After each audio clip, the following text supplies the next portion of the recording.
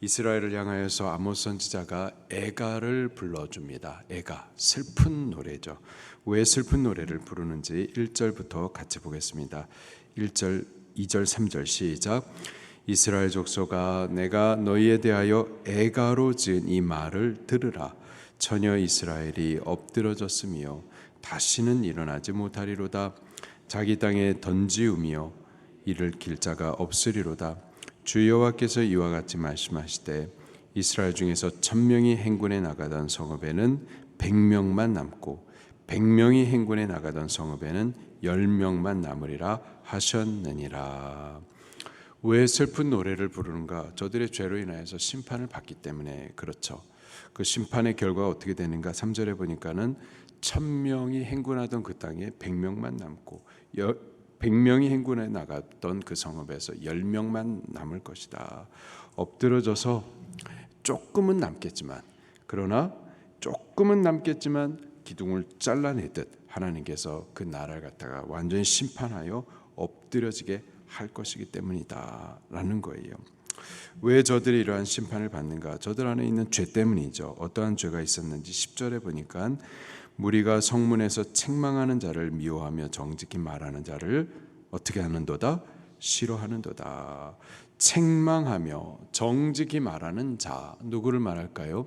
선지자들을 말합니다. 저들의 죄에 대해서 하나님의 말씀으로 이거 죄다, 죄는 심판이 따른다, 빨리 이 죄에서 돌이켜야 된다, 저들을 책망해주고 이 죄라는 사실을 알게 해주고, 그리고 여호와 하나님의 말씀 그대로 돌아오라고 회개로 인도해 주는데 그걸 싫어한다라는 거예요. 미워한다라는 거예요. 그 말 하지 말라고, 죄는 건들지 말라고, 그냥 사랑으로 포용하고 인정하라고. 낙태에 대해서도 아무 말 하지 말고, 동성에 대해서도 아무 말 하지 말고, 그냥 다 사랑으로 용인해라, 이런 말만 하는 거죠. 또 11절 말씀 시작. 너희가 힘없는 자를 밟고 그에게서 미래 부당한 세를 거두었은즉 너희가 비록 다듬은 돌로 집을 건축하였으나 거기 거주하지 못할 것이요 아름다운 포도원을 가꾸었으나 포도주를 마시지 못하리라. 힘 있는 자들이 그 힘으로 힘없는 자를 밟았던 거죠. 또 집권자들이 부당한 세를 거두어서 힘들게 했었던 거죠. 12절 말씀도 봅니다. 시작. 죄악이 무거움을 내가 아노라. 너희는 의인을 학대하며 뇌물을 받고 성문에서 가난한 자를 억울하게 하는도다. 의인을 학대하며, 죄 없는 자를 갖다 죄 있다고, 죄를 보니까는 만들면 되더라고요. 꼭 죄가 있어서가 아니라 죄 없는 자도 그냥 죄를 만들어가지고 뒤집어 써가지고 죄인을 삼아가지고 죽이는 거예요. 예수님 당시에 예수님도 죄 없는 그분을 죄를 만들어가지고 죽여버리는 것처럼 지금도 그러한 일들이 있었었고 북왕국 이스라엘이 그랬었던 거죠. 또 성문에서 가난한 자를 억울하게 하는도다.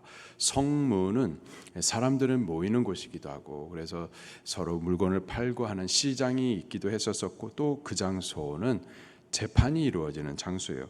그 재판 자리에서 가난한 자, 힘없는 자, 그들은 억울한 재판을 받는 거죠. 이게 지금 북왕국 이스라엘 당시의 모습이었었던 거예요. 13절에 그러므로 이런 때의 지혜자는 잠잠하나니 이는 악한 때임이니라. 악한 때에는 지혜자가 잠잠하다. 분명히 하나님의 말씀을 알고 있음에도 불구하고 말하지 못하는 거예요. 왜? 두려워서, 피해를 당하고 손해를 보기 때문인 거죠. 그래서 외치지 않는 거예요. 외치지 못하는 거예요.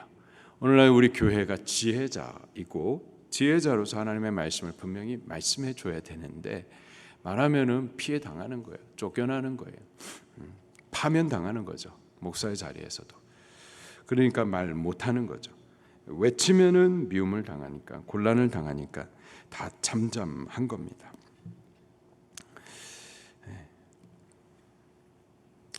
이로 인하여서 저들에게 애가가 이렇게 불려지고 이제 망하게 될 것을 말하는데, 그런데도 불구하고 이 백성은 여호와의 날에 대해서 기다린다고 말해요. 18절입니다. 시작. 화 있을진저 여호와의 날을 사모하는 자여, 너희가 어찌하여 여호와의 날을 사모하느냐?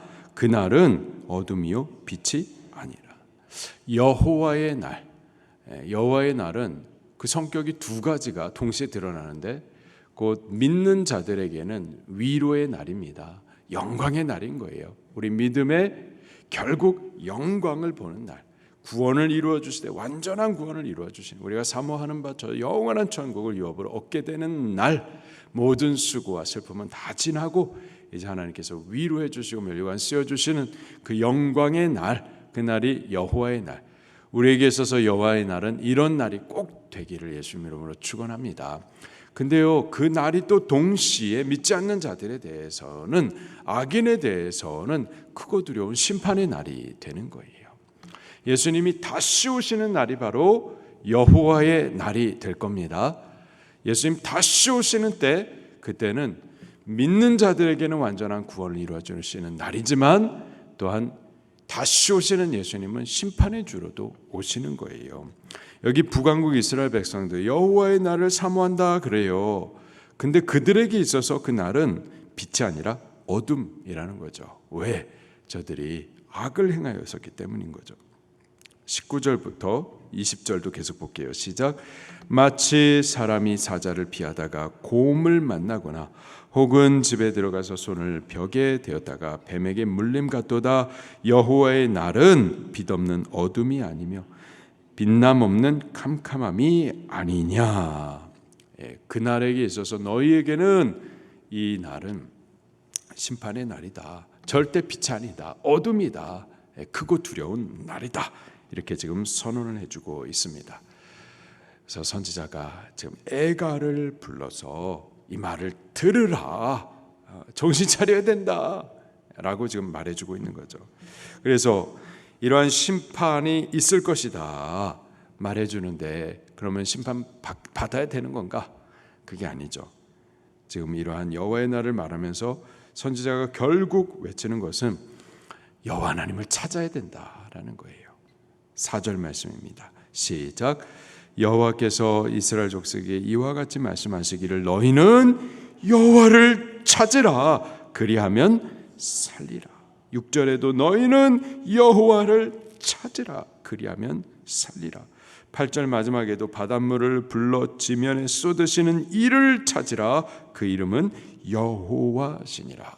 여호와를 찾아야 된다라는 거예요. 5절 말씀을 같이 읽겠습니다. 시작. 베델을 찾지 말며 길갈에 들어가지 말며 브엘세바로도 나아가지 말라. 길갈은 반드시 사로잡히겠고 베델은 비참하게 될 것임이라 하셨나니.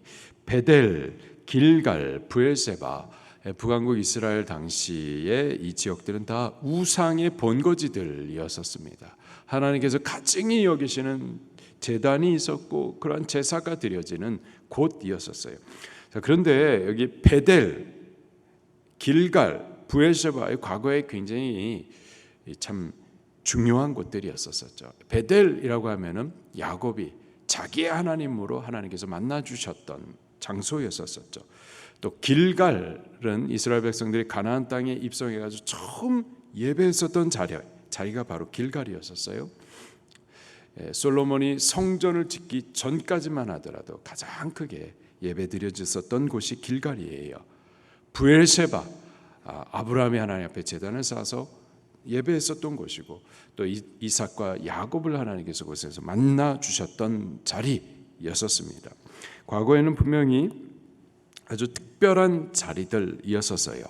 근데 그 특별함이라는 것이 하나님께서 그들을 만나 주시고 나타나 주셨던 곳이었기 때문에 특별한 거죠. 근데 지금 북왕국 이스라엘 당시에 이 자리들은 하나님께서 그곳에 나타나지 않으셨어요. 하나님께서 나타나실 수가 없어요. 그런데 그냥 장소 자체가 어떤 의미를 갖고 그렇게 우상화 되어졌었던 거죠. 우리 교회가 거룩한 것은 이곳에 여호와 하나님께서 함께 하시기 때문인 줄로 믿습니다. 우리가 여호와 하나님을 이곳으로 모시기 때문에 이것이 거룩한 곳이 되는 줄로 믿습니다.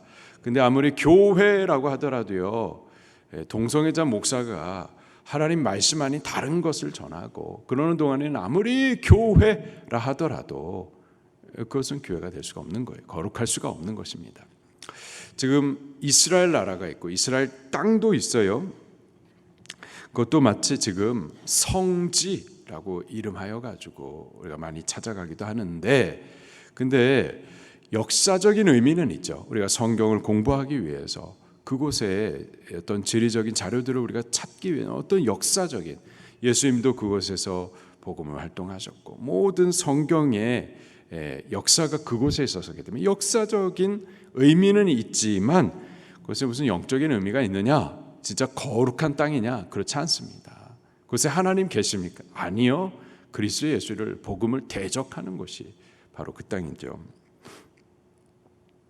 예수님께서도 당시에 예루살렘에 성전이 있었었죠. 근데 그 성전을 열매 없는 무화과에 비유하면서 저주하셨어요. 그리고 무너질 것이다 예언도 하셨고 예언대로 무너져 버렸었죠. 장소 자체는 의미가 없어요. 하나님이 안 계시면.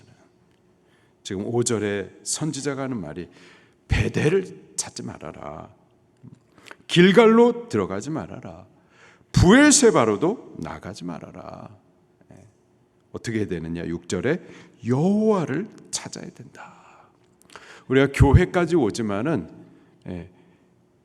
여기 와서도 여호와 하나님을 만나지 못할 수 있어요. 교회에 오는 이유는 이곳에 여호와 하나님을 만나기 위함이죠. 여호와 하나님을 찾으셔야만 하는 겁니다. 여호와를 찾아야 그것이 살 길이라는 거예요. 또 14절 말씀에 이렇게 말씀하십니다. 너희가 살려면은 어떻게 하라? 선을 구하고 악을 구하지 말지어다. 여호와를 찾는다라는 거, 여호와께로 돌아온다라는 거, 생명길, 그것은 선을 구하는 길이에요. 악을 버리는 길입니다. 15절에 너희는 악을 미워하고 선을 사랑하며 성문에서 정의를 세울지니라. 성문, 재판이 이루어지는 곳, 그곳에서 정의를 세울지니라. 당시 북왕국 이스라엘은 집권자들도 악했었고요. 공의의 재판이 선포돼야 될 그 재판의 일들도 굽어져 있었었죠. 악하게. 선을 사랑하고 정의를, 공의를 세워가는 것, 그것이 여호와 하나님을 찾는 거예요. 우리가 여기 교회에 여호와를 찾는데, 여호와를 찾는다고 하면서 우리가 절기들도 지키고 예배도 하고 하나님을 향해서 찬송도 하는데 다 올려드려야죠. 그러나 이러한 선을 행하지 아니하고 정의를 세우지 아니하면서 올리는 절기와 예배와 찬송, 그 하나님 받으시나요? 안 받으십니다. 미워하십니다. 구역질 내십니다. 저도 제가 우리 방주교회에서 예배하는 동안에, 지금은 믿음으로 하려고 다 애를 쓰시죠. 제가 예전에 카라브 찬양대에서 찬양을 하면서 이 어둠이 벗겨지는 것도 제가 체험을 했었어요. 저도 어렸을 때부터 찬양대 대원으로 그렇게 하나님을 찬송했었는데, 그렇게 찬양이 능력이 있어가지고 어둠을 이렇게 쫙 몰아내는 것을 체험한 것은 처음이에요. 방주교회에서. 또 동시에 찬송을 부르는데 구역질이 나는 것도 느꼈어요. 구역질이 나는 것을. 하나님 받으시겠는가? 아니요. 안 받으시는 예배와 절기와 찬송도 있는 거예요. 이렇게 말씀하십니다. 21절입니다. 시작. 내가 너희 절기들을 미워하며 멸시하며 너희 성회들을 기뻐하지 아니하나니.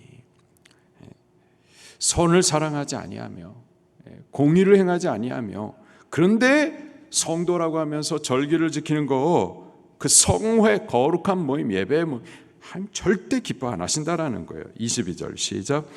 너희가 내게 번제나 소제를 드릴지라도 내가 받지 아니할 것이요 너희 살찐 희생의 화목제도 내가 돌아보지 아니하리라. 23절 내 노랫소리를 내 앞에서 그칠지어다 내 비파 소리도 내가 듣지 아니하리라. 하나님 싫어한다라는 거예요.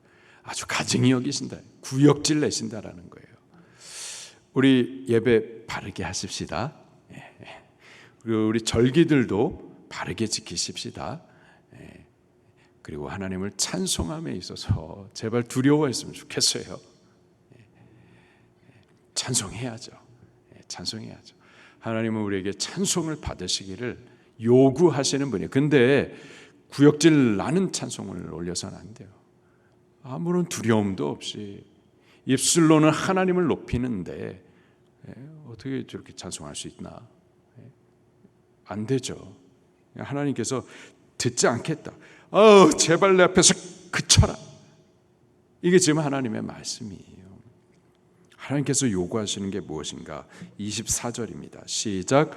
오직 정의를 물같이 공의를 마르지 않는 강같이 흐르게 할지어다.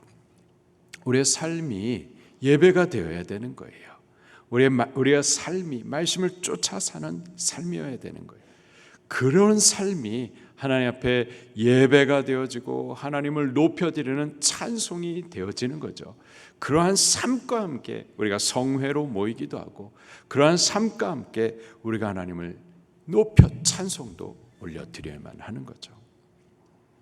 이름은 목사인데 개인 목사가, 이름은 교회인데 하나님의 말씀에 죄를 드러내지 아니하고, 죄가 없으면 죄를 드러내지 않으면 죄 사함의 은혜 이런 건 없는 거예요. 죄를 말하지 않고요, 어떻게 예수 그리스도의 보혈의 공로를 우리가 찬송할 수가 있어요? 없는 거죠.